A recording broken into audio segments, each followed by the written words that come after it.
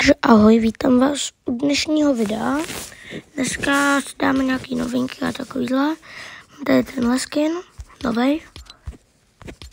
Tady takovýhle věci.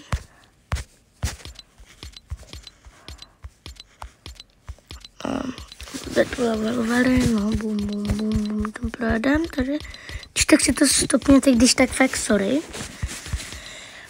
A jdem na Battle Pass. Tak jdem na Battle Passu. To je bonus. Včera odemknuli takovýhle skiny, bonusy.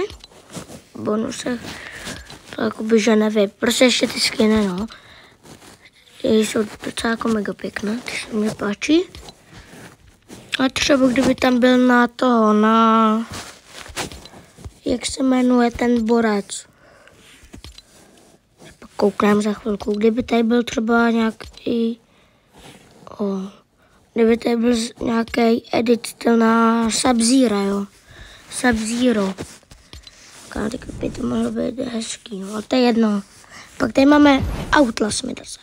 Máme tady takovouhle auru, když letíme. Mám tady pickaxy. Mám tady glider. Jo, dole přeskočím, protože hraju na telefonu a nejde to moc vidět. Outlaw. Budu říkat Outlast a ne Outlaw, protože nevím. Tenhle Midas jako neříkám nic. Není tak pěkný, ale ok. Pak tady mám... No.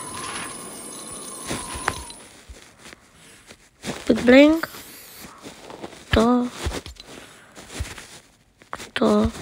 Když tak sorry, že mě píšou kamarádi, jo.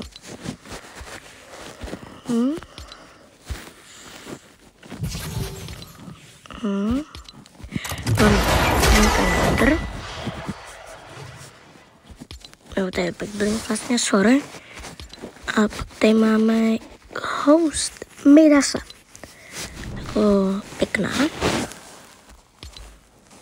Už jsme viděli. Jo, počkej, ještě jedna věc tady. Do Lego Passu máme tady Rebel Oro skin. Máme tady ty Lego věci, vás nebudou zajímat podle mě. A pak tady máme ještě jednu borinu a to je poprvé jako za celý Lego Pass, kde jsou 2 skiny. Jo, a já se asi s vámi budu loučit. No, tak když tak like a odběr. Se vám tohle video líbilo. A napište do komentů, co bych měl natočit. Tak zatím ahoj.